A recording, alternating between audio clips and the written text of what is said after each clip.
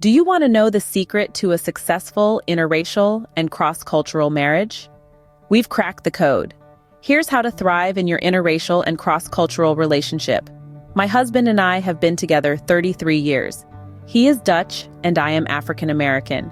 And here are our 3 top principles that have guided us through our 33 years together while navigating differences and embracing diversity. 1. Couples need good communication and listening skills. Effective communication means talking honestly and listening carefully to each other. It's sitting together and sharing stories from your different backgrounds. The more stories you share, the more your partner will be able to visualize who you are and where you come from.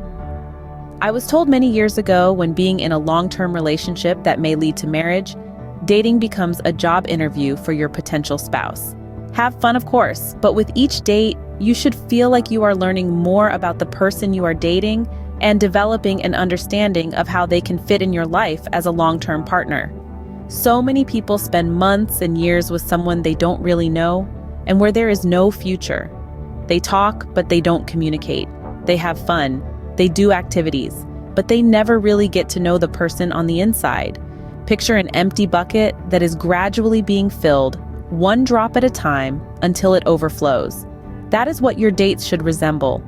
If your bucket of knowledge is not being filled with valuable information about your potential partner, it's time to reevaluate your priorities and what you really like about this person. Ask your date about their family and their relationship with their siblings.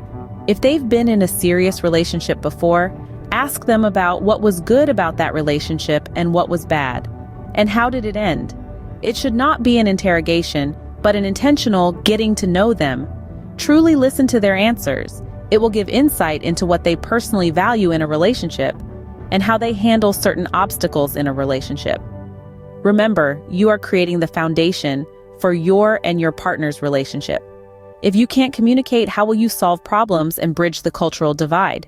You need to be in the driver's seat of your relationship, building a strong connection one conversation at a time. 2. You and your partner need to have the right mindset and approach.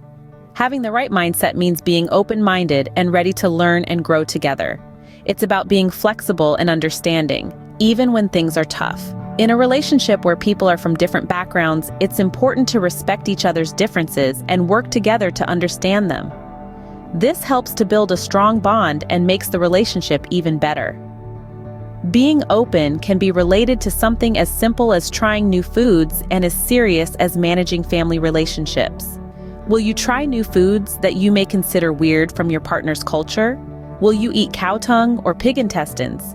What about fungus and bugs? In some cultures, no matter your partner's age, they will always respect their parents and follow their advice, even against their own wishes. If you come from an individualistic culture which doesn't glorify elders to the same degree, it may seem strange. As your relationship matures and change, so will how both of you approach each other when dealing with contrary cultural conflict. Much grace, forgiveness, flexibility, and humor need to be adopted. In my marriage with my husband, there are some things from each other's culture that we don't celebrate together as a family, but because of this, we've made our very own third culture. Give this video a like and leave a comment down below if you would like me to explain what I mean by the term third culture and how we created it in another video. We've learned to face challenges that could have pulled us apart. We chose to face them together with open hearts and open minds. We've learned to be flexible and to be careful of who we let into our relationship. The wrong outside influence can damage your relationship beyond repair. And 3, you and your partner must work towards success. Failure is not an option. Having a strong commitment to your relationship means you and your partner are dedicated to making it work and having a happy future together. You both agree to work hard to overcome problems that come your way and stick together through any confusion and pain. But it's also important to know that tough times are normal in relationships. Learning to deal with them together, being strong together when things get difficult, and talking openly can help you avoid pitfalls. Before our marriage, my husband and I agreed that divorce was not an option. We made a commitment to each other that we would do everything we could and make every sacrifice possible to make our family work. In year 14 of our marriage, we experienced problems that caused us to fight more often.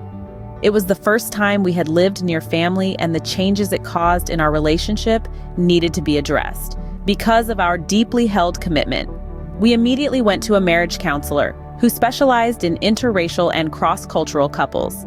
It made our marriage stronger. Please like this video and subscribe to my channel.